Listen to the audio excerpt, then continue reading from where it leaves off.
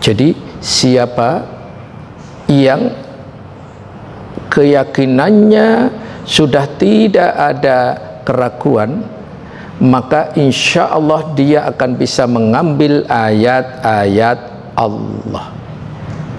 Apa maksudnya? Manfaat dari ayat-ayat Allah, dalilnya dulu baru nanti penjelasan. Wa fil ardi ayatul muqinin, dan di bumi terdapat tanda-tanda kebesaran Allah bagi orang-orang yang yakin. Az-Zariyat ayat 20. Lihat, perhatikan. Ayat Allah ada dua. Biasa disebut yang pertama ayat syar'iyah atau ayat kauliyah, berupa firman Allah.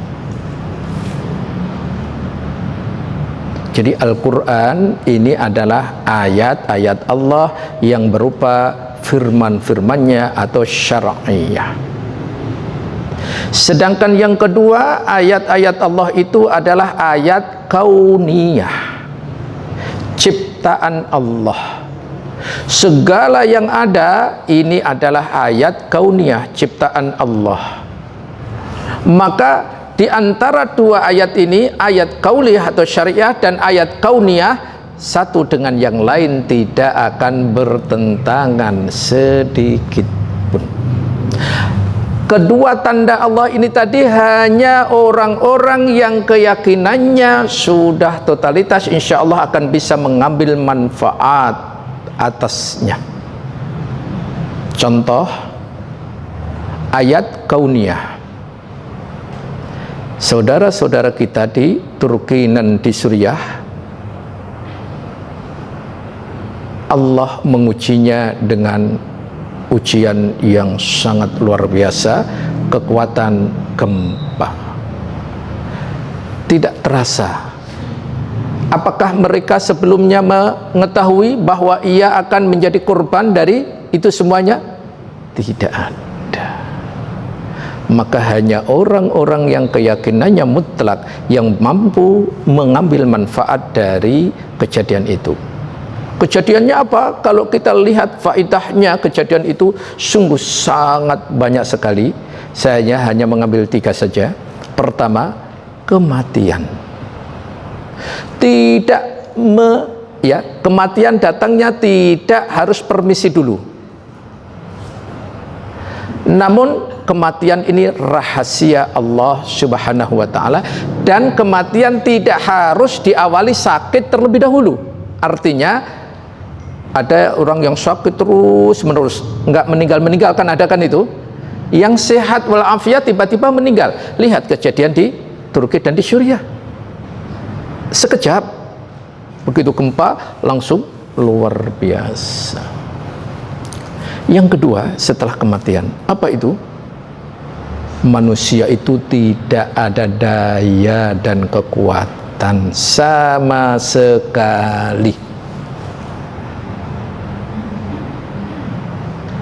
Lihat, begitu kejadian itu, sehebat apapun kekuasaan orang itu, sekuat apapun fisik orang itu, ketika terjadi itu tidak ada yang bisa menyelamatkan kecuali pertolongan Allah Subhanahu wa ta'ala.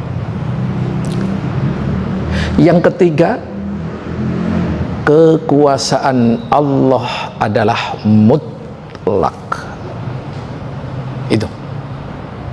Maka tempat penyandaran yang sebenarnya nanti hanya satu, Allah Subhanahu wa ta'ala. Maka bertawakal itu hanya kepada Allah. Ya. Silahkan Bu Dokter di-share dulu bahwa tawakal itu hanya kepada Allah, tidak kepada yang lain-lain.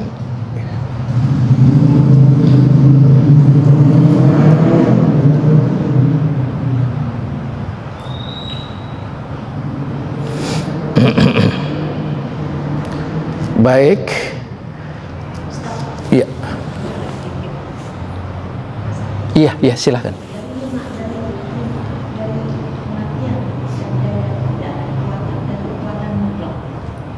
terjadinya itu kadang-kadang kalau kita dalam diri kita sendiri itu tidak langsung, jadi perlu waktu.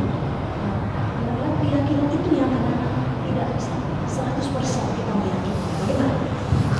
Iya, baik, barakallahu fiik atas pertanyaannya. Bagaimana agar bisa, intinya agar bisa kita mendapatkan keyakinan yang tidak ada sedikit pun keraguan itu. Maka tentu ini proses yang perlu perjuangan yang super dahsyat. Satu, ilmui terlebih dahulu. Ya, harus dengan ilmu.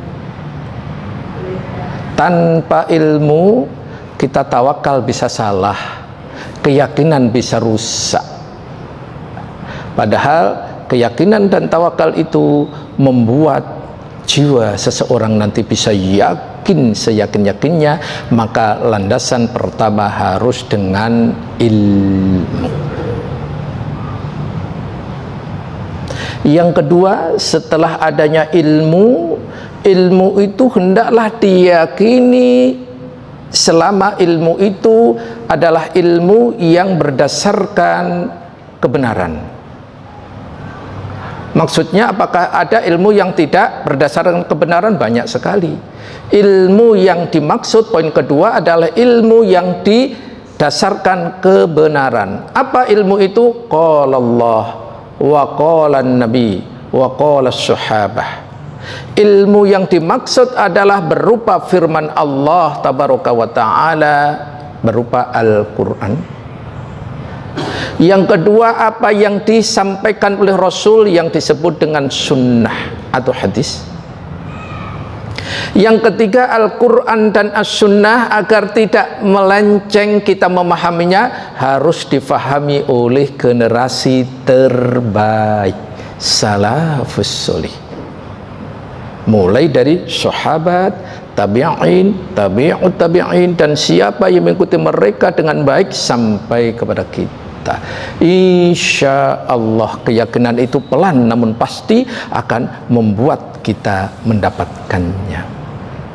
Nah, setelah tadi berilmu, setelah meyakini dan mengamalkan, apa yang terakhir? Yang terakhir pasrahkan seluruh jiwa, seluruh raga, seluruh usaha, seluruh apapun yang kita lakukan semata-mata disandarkan kepada Allah, bukan disandarkan atas usaha kita.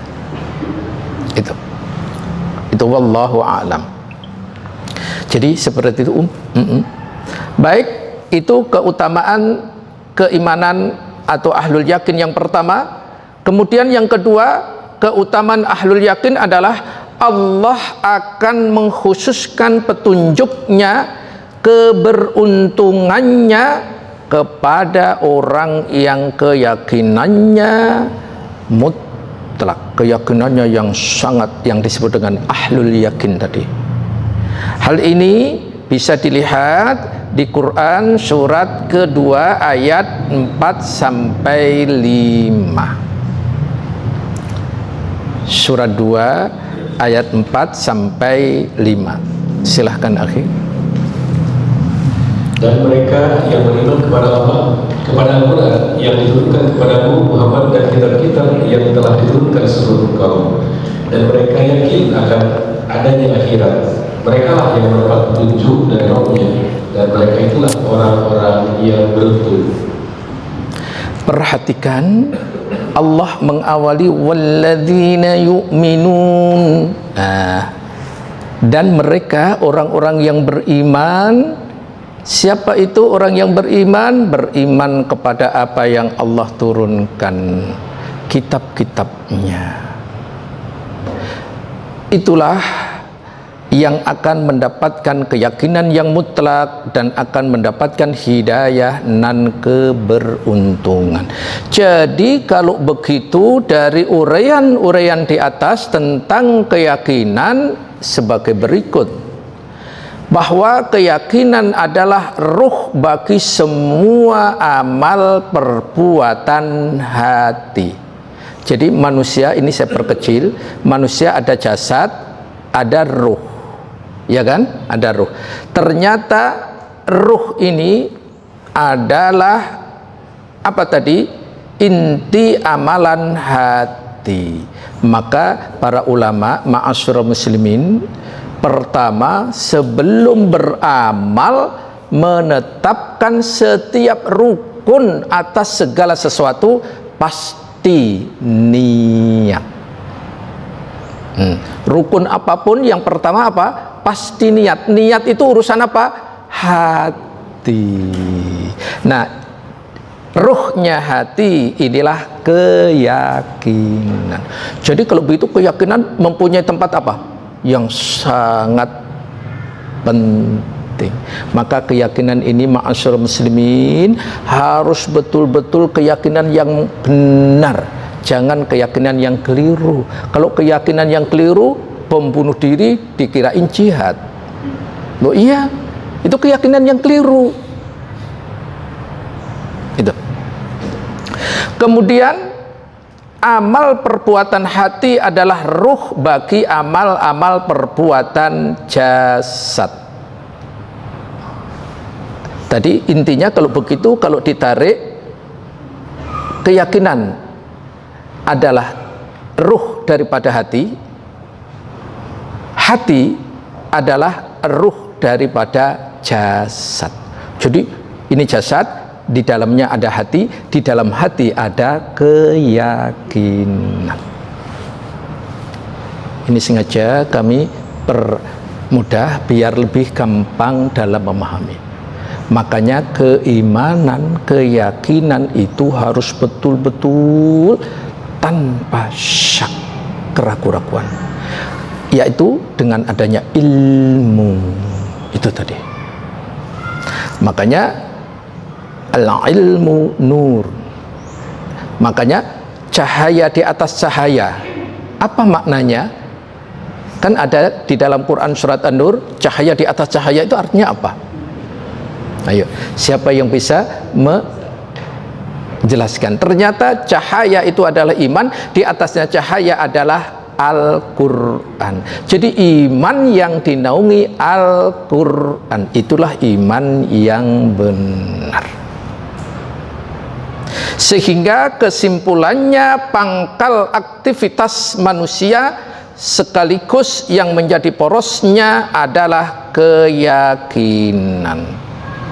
Keyakinan apa itu? Kalau begitu definisi keyakinan yang ada di sini, keyakinan adalah ilmu yang tidak mengandung keraguan sama sekali, sekaligus i'tiqad, kepercayaan yang sesuai dengan realitas. Ini kesimpulannya. Yang di kitab tadi ada, di fotokopi ada. Jadi saya simpulkan dulu biar jelas. Saya ulang. Pangkal aktivitas manusia porosnya adalah keyakinan. Adapun keyakinan adalah ilmu yang tidak mengandung keraguan sama sekali, sekaligus menjadi i'tiqad, kepercayaan yang sesuai dengan realitas kebenaran. Itu. Berikutnya tingkatan keyakinan.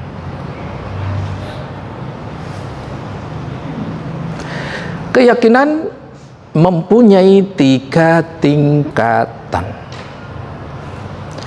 Pertama, ilmul yakin. Yang kedua, hakul yakin. Yang ketiga, ainul yakin. Apa sih gambarannya? Mari kita lihat. Ilmul yakin. Di sini diberikan gambaran yang sangat jelas.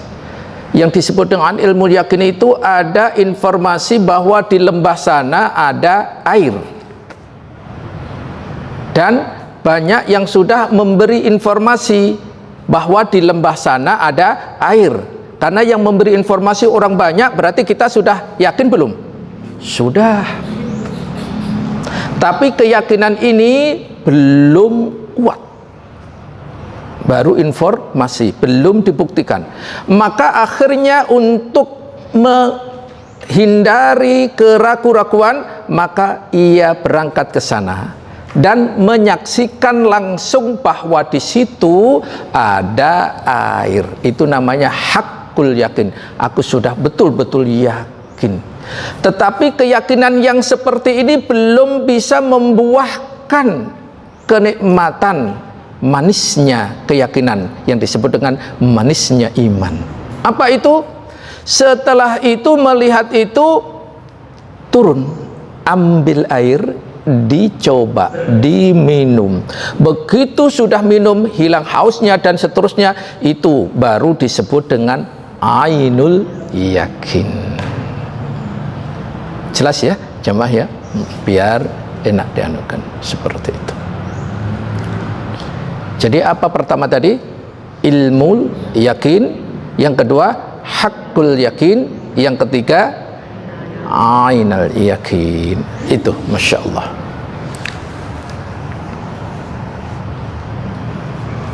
Kemudian hal yang menarik setelah keyakinan,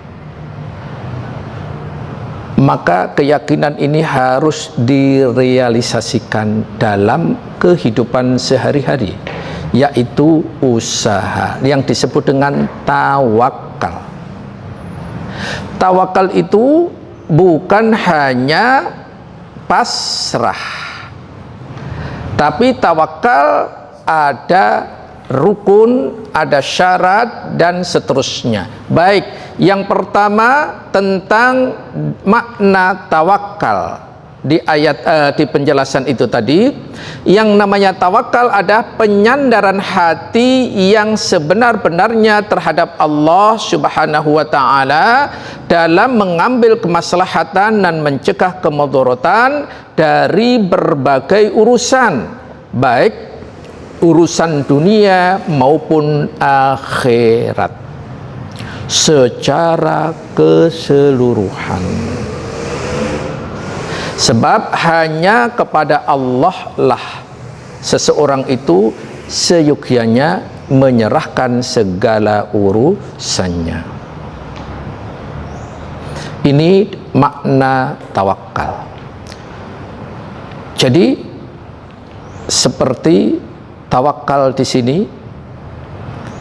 setelah kita berusaha, kita sandarkan hati kita kepada Allah Tabaraka wa Ta'ala agar kemaslahatan dan kemadharatan, kalau kemaslahatan nanti biar kita mendapatkan kemaslahatan, dan agar terhindar kemudaratan, maka sandarkanlah, kantungkanlah hati kita, perbuatan kita kepada yang benar. Siapa yang benar itu? Tentu hanya satu, Allah Tabaraka wa Ta'ala. Maka tawakal juga merupakan realisasi iman, berupa keyakinan bahwasanya tidak ada yang dapat memberi, menolak, serta memberi madarat melainkan hanya Allah Tabaraka wa Ta'ala. Maka di gambar tadi, tawakal itu hanya kepada Allah. Dan ternyata tawakal adalah merupakan sebagian dari kesempurnaan iman. Jadi inilah hakikat tawakal. Ya, hakikat tawakal, tolong Bu Dokter bisa di-share.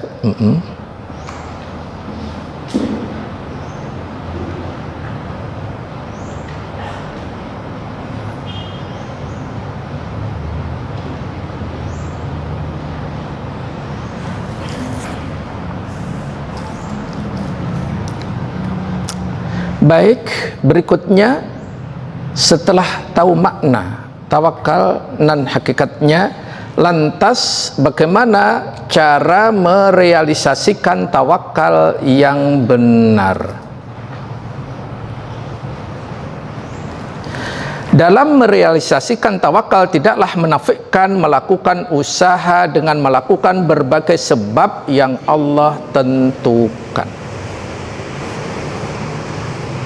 Jadi yang namanya tawakal itu bukan pasrah, tapi yang namanya tawakal adalah apa itu? Di sini melakukan usaha dengan berbagai macam sebab yang Allah tabaraka wa ta'ala tetapkan. Dengan demikian insya Allah kita akan benar, ya, kita akan benar dalam hal tersebut. Mari kita perhatikan selanjutnya. Allah memerintahkan untuk melakukan usaha disertai dengan tawakal, yaitu dengan dua hal. Harus terpenuhi dua hal. Pertama, bersandar kepada Allah tabaraka wa ta'ala, dan yang kedua melakukan usaha. Jadi bersandar hanya kepada Allah dan ada usaha. Kalau begitu yang namanya tawakal bukan pasrah. Ya, tawakal itu bukan pasrah dan tanpa usaha. Maka yang namanya tawakal hendaklah mendapatkan porsi tersendiri. Kita harus tahu rukun daripada tawakal. Yang sudah kami sampaikan tadi adalah yakni terus menyandarkan hati kepada Allah atau memohon kepada Allah mengenai atas usahanya tadi. Kemudian yang berikutnya tadi harus menempuh jalan usaha. Usahanya pun usaha yang dimana adalah sebab yang Allah tentukan. Nggak boleh usahanya ini melanggar ketentuan syariat. Seperti itu. Ini disebutkan banyak sekali, diantaranya Ibnu Rajab dalam kitabnya ya Jami'ul Ulum wal Hikam. Beliau mengatakan usaha dengan anggota badan dalam menunjukkan sebab adalah satu bentuk ketaatan kepada Allah. Sedangkan bersandarnya hati kepada Allah termasuk keimanan. Jadi sekali lagi harus kita berusaha luar biasa. Usaha itu betul-betul harus sesuai dengan ketentuan Allah. Kemudian kita berdoa kepada Allah. Doanya bagaimana? Ini doa yang harus kita ketahui tentang tawakal. Doa tawakal. Silahkan Quran surat At-Taubah atau surat ke-9 ayat 129. Inilah doa tawakal.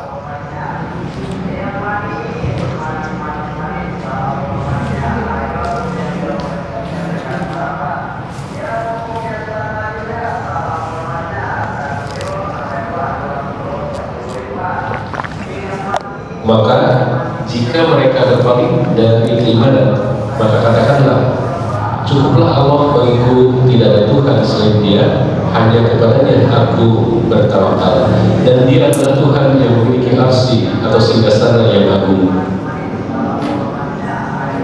Iya, jadi ini doa tawakal, ma'asyiral muslimin. Hasbiyallahu la ilaha illa huwa alaihi tawakkaltu wa huwa rabbul arsyil azim. Itu. Ya. At-Taubah surat 9 ayat 129. Ya, di WA sebetulnya sudah ada. Ya, di WA sebetulnya sudah ada. Tapi tidak mengapa, ya. Baik, kita akan lanjutkan. Salah satu tawakal haruslah dengan usaha. Ini yang kuncinya.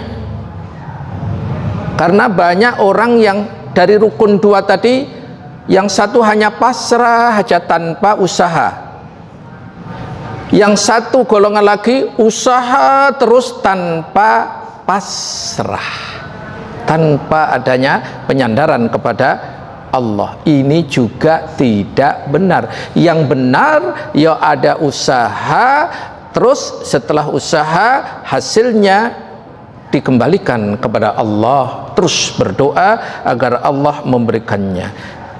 Saya akan ambilkan satu contoh, yakni harus contoh usaha tawakal yang benar adalah dari sahabat mulia Umar ibnul Khattab, semoga Allah meridhoinya.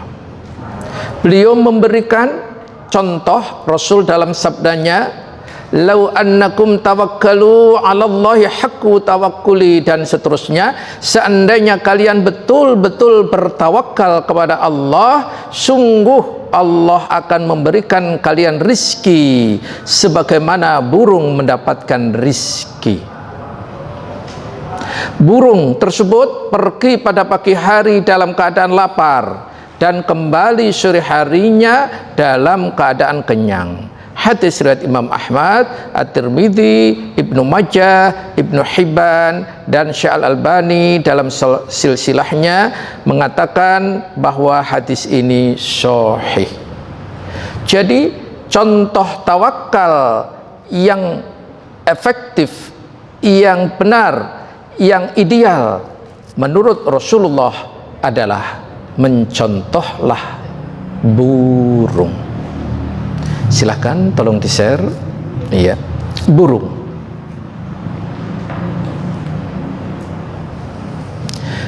Kenapa burung? Rasul memberikan gambaran kalau burung itu tawakalnya totalitas kepada Allah. Tapi adakah burung yang pagi hari itu lesu banget itu, nggak mau pergi? Ada? Nggak ada. Walaupun hujan-hujan, burung gimana? Tetap aja. Coba nanti perhatikan pagi hari kalau ada burung yang singgah di dahan. Nggak ada burung itu males-malesan. Dia akan pergi ke sana, pergi ke sini, pergi ke sana terus saja. Nah ini usahanya luar biasa. Kalau dibilang yang paling stres di zaman sekarang siapa? Burung.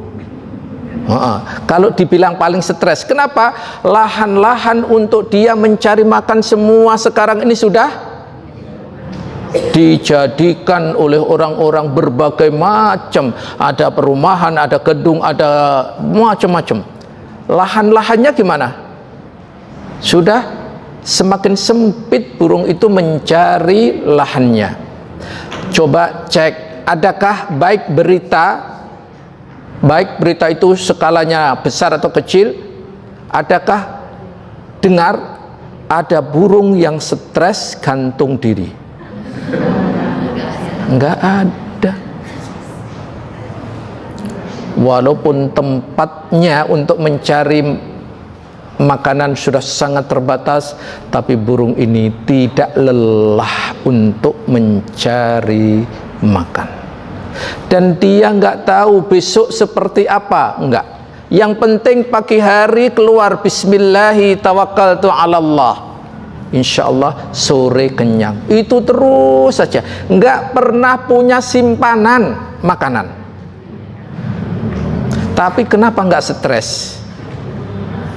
Kita besok enggak ada kulkasnya, enggak ada isinya aja gimana? Itu berarti kita harus banyak berguru atau banyak menimba ilmu dari peristiwa burung dalam mencari kehidupan, menyandarkan diri kepada Allah. Inilah gambaran realisasi tawakal yang sebenarnya. Itu contoh yang paling tepat menurut Rasulullah dalam hal merealisasikan tawakal adalah burung. usaha yang maksimal, menyandarkan diri kepada zat yang maha agung, Allah subhanahu wa ta'ala. Insya Allah kita nggak stres menghadapi kehidupan sekarang ini. Kalau dihadapi dengan akal logika kita, stres nggak? Baru pergi ke pasar aja buka dompetnya berapa kali? Itu tanda-tanda. Iya, ngitung lagi.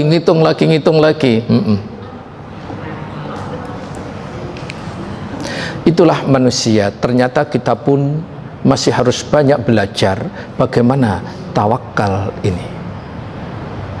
Ternyata yang harus dibangun dulu agar tawakal itu benar adalah keimanan, keyakinan tadi, gitu.